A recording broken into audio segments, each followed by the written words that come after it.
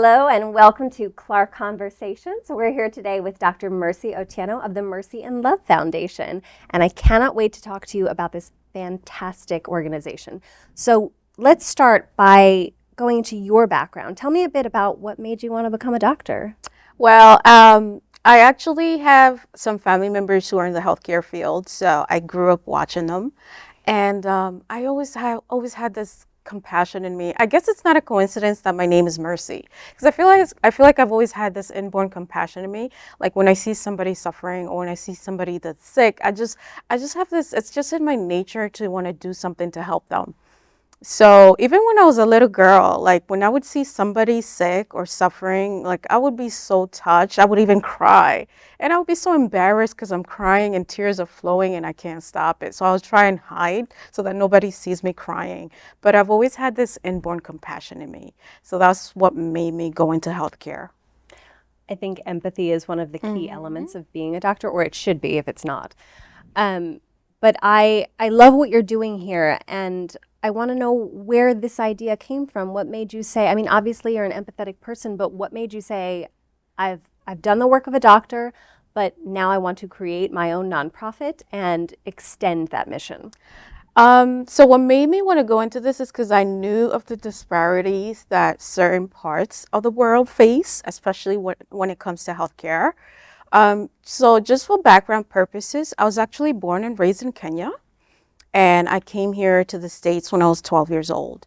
So I kind of like had I kind of like had a knowledge of like what happens in other parts of the country where people are not as privileged to have access to healthcare, quality healthcare, not just any healthcare, but quality healthcare. Especially those who are considered poor or live in the rural areas. So many people live on like less than $2 a day.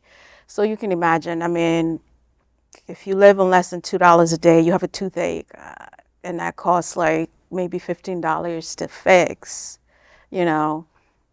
So those are the types of challenges that I knew people face. So I've always been into global health.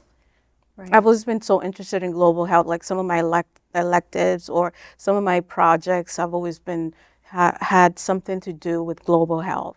So and I started going on missions before I founded the Mercy and Love Foundation. I started going on missions with different organizations. Right. So in 2016, I went to Jamaica for the first time ever on a mission field, and I loved it. I was like, this is my calling. And then I went again with another organization. This time I went to Ghana. Yeah. So I was like, this is amazing. So I kind of like have had an idea of our missions around. So that's why I felt even more confident now to start the Mercy and Love Foundation, because I feel like, okay, there are other areas, and our vision is not just one country. I mean, right now we're in Kenya, Right. because that's where I'm from. That's where I have connections. That's where I'm familiar. So we're there, but eventually we are going to be going to other different parts of the African continent as well. Like I know some people have, we're forming relationships with those in Rwanda and Tanzania. Right. So in the future, those are other places that we will be going to. I'm so enamored of everything that you're doing, and thank you for doing it. I do want to take a moment to say that because I think this is really important work. But you started somewhere in the middle of COVID, right? We were in the middle of a pandemic. So can you tell me about how being at that point in the world affected beginning this organization? If it Yeah, did? I mean, at that point, we were just starting. We weren't doing any mission trips or anything. We were just kind of like forming the organization and getting all the necessary paperwork. Um, and when the idea like formed in me to start it in 2020, I said, okay, this is the year I'm gonna finally form this organization. I had no idea COVID was gonna happen because this was in January. Oh gosh. But I was like, you know what, we're moving on. So, you know, COVID even worsened things, especially, you know, with the lockdown and everything. But I went ahead and started anyway because I had to get the paperwork and everything, 501(c)(3). And then we didn't do our first mission trip actually until 2022.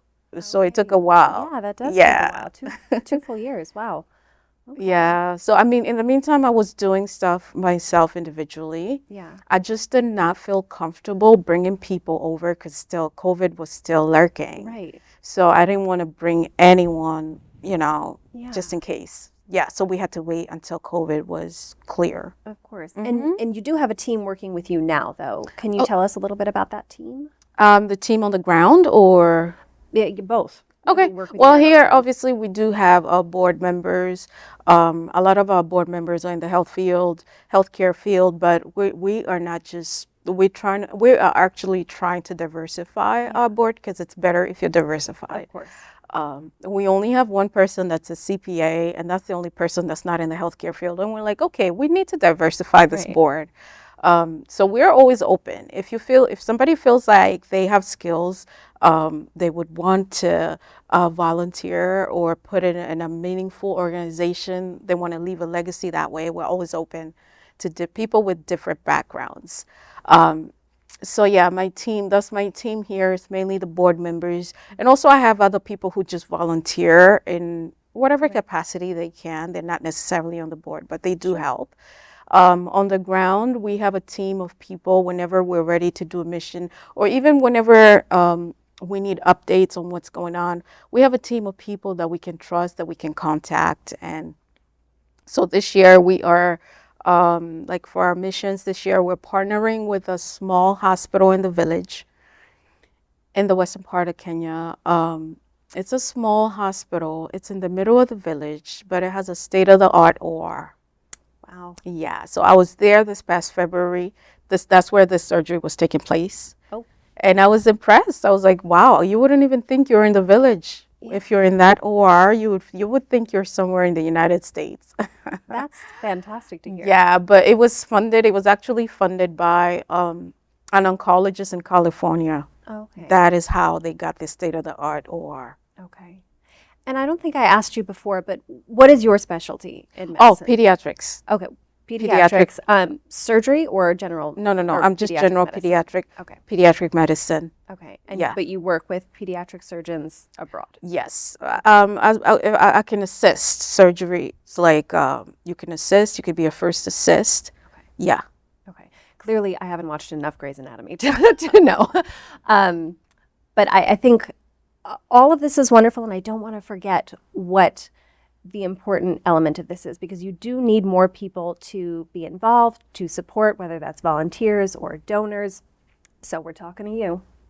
But I'd love to hear about the fundraiser that you have coming up to support. Yeah, the foundation. we're so excited. Our main fundraising event is coming up August 23rd, 2023 at the Pines Manor in Edison, New Jersey. Ooh, Pines Manor. Yeah, it's going to be so much fun. We have fun, and it's a night of inspirational stories. Like you get to hear firsthand from some of our beneficiaries. Yes. You get to see what we do, and join us. Like I'm inviting all of you to just come. Even if you can't come, but you want to show your support, you can definitely just like purchase an ad. But we want to see you because we want to celebrate this night with you. Yeah, we're always looking for people who, like I mentioned, want to volunteer their expertise in any way, shape, or form, or anybody who just wants to amplify this message, because we're also seeking more exposure. The more people know about this, the more people we're going to have on board. Or even if you want to come on the mission trip, or you might know somebody, you might know a dentist, a surgeon, a nurse, or a physician who wants to come on the mission trip, definitely do get in touch with us. Absolutely. And word of mouth is everything in situations like this. When you're building an organization, we want to let everyone know that it's out here. And you mentioned the upcoming mission as well. So I believe you have that scheduled for October. Yes. Can you tell me a bit about that? Yeah, the upcoming mission trip this year, it's going to be October 19th to the 29th. And it's going to be a surgical mission as well as a medical and dental. Okay. So because this year we're going to a hospital that has a well-equipped OR, we're comfortable enough to do surgeries there as well.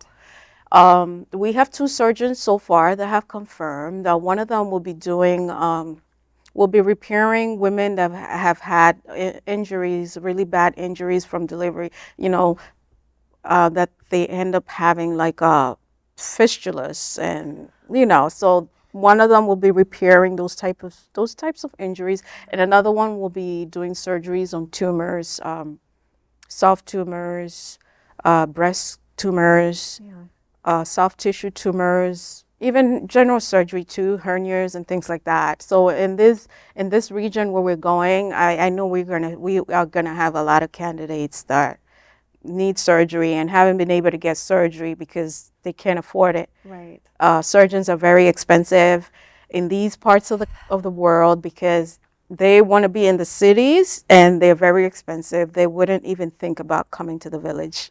Gosh, that's actually really sad to Yeah. hear. And I'm so, so grateful for you and for people like you who are doing the work and helping the people that need it.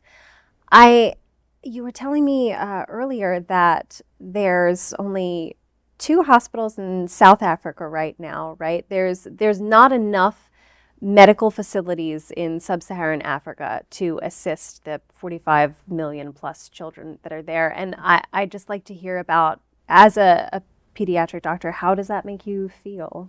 Yeah, it's scary. It's scary because I'm like, where do the children go? Where do they go to get quality care? Like if you look at the state of New Jersey, how many children hospitals are in just this one state of New Jersey? Compare one state of New Jersey to any sub-Saharan African country, and you'll see the disparity. So that is why a lot of times children get substandard care, unfortunately, number one. And number two, even though this has improved over the years, the under 5 mortality rate is still high, even though there's been some improvement over the years. Um, and one of the reasons that the under 5 mortality rates remains high is because of lack of infrastructure. Right. Yeah. I That reminds me that your foundation focuses on 3 separate areas, Mhm. right? So can we talk a little bit about the health infrastructure first? Yeah, so the health infrastructure actually relates to the fact that there are not enough pediatric specialized hospitals on the continent. So we want to come in and try to change that, have centers of pediatric excellence. Do you have a design for We have a massing model because we were trying to get some paperwork. It's been a roller coaster. I'm sure. Yeah, but we have a massing model for now, and it's going to be It's going to consist of an outpatient clinic. That's going to be the first phase, outpatient clinic type of thing, with like ophthalmology, dentistry, like a medical home type of thing. And then the second phase now is the inpatient.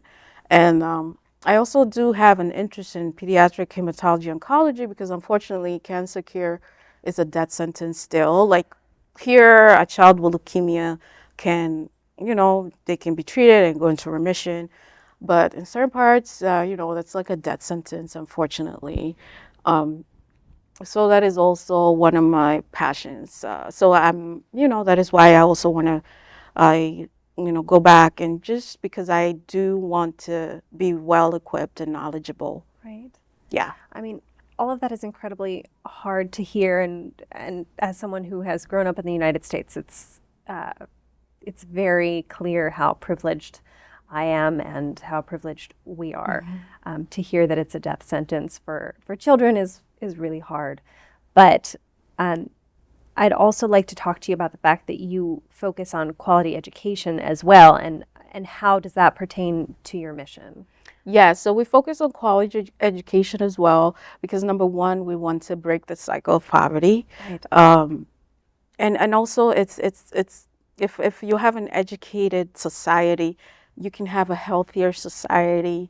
It's like it all ties back. It ties back in course. together. So what happens is that in poor areas, especially in sub-Saharan Africa, if families cannot afford to educate you, that's it. You drop out of school, you end up, working in the farm if you're a male, or just doing odd jobs or selling peanuts by the roadside. Or if you're a girl, you might end up getting married early, and a lot of these marriages turn out to be abusive because you're not financially independent. You're just dependent on a man to feed you and your kids. And we're trying to break that cycle. Believe it or not, there are straight A students, very, very bright students, Of like course. extremely bright students who just want to be doctors and engineers. And we need more of them, Yeah. obviously. Yeah. Tell me a bit about how you are supporting these children and how people who want to help your foundation can aid. Yes, so we give them scholarships. We give them scholarships for high school, and we're also going to assist them, offer scholarships for them, college and beyond. That is how we assist them, and we also get reports of their performance every semester. Okay. So we keep track with how they're doing, and they always write us a note at the end of every school year, thanking us for supporting them, for, their dreams. Now they realize their dreams are valid. They can become doctors and engineers. So yeah, that's how we assist them. And if anybody wants to join, information is always on the website. You can always contact us by email. And I think the students are so bright, they can even get into Harvard. That's how bright they are. I have no doubt. Yeah. No doubt Yeah. whatsoever. I'd love to hear more about how you can sponsor a child. I know you have different breakdowns of you can either donate to sponsoring a term Of or course. the entire year. Yeah, so a year of high school is about, I'd say anywhere from 500 thereabouts, $500 a year is a year of high school, and that's a boarding school. So it includes everything, as in dorming. I'd say $600 to include uniforms and supplies and books and everything. Wow. So yeah, it's about $600 a year. But if you can also do a term, some people can just afford a term. You can also just sponsor one term. Or there are people that are actually just doing the entire 4 years of high school. Right. Yeah. I think all of that is amazing. And again, I'm reminded of my privilege. I went to public school Yeah. in New Jersey, Yeah. so I didn't have to pay Yeah. anything for that. Yeah. But I'm so grateful again that you're offering this ability to help children.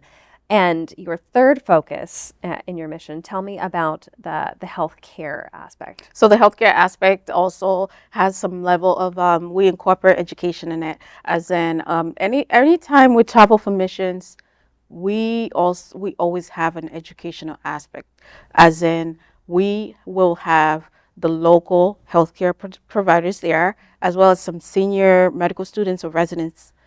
This is for knowledge exchange purposes. Okay. So they're learning from us as we're learning from them. Yeah. And it's also for sustainability and continuity of care. Even after we leave, they'll be able to continue what they learned to kind of like better the quality of healthcare that they're providing to the people. Last year when we went, we did, one of the things that we did is a newborn resuscitation training.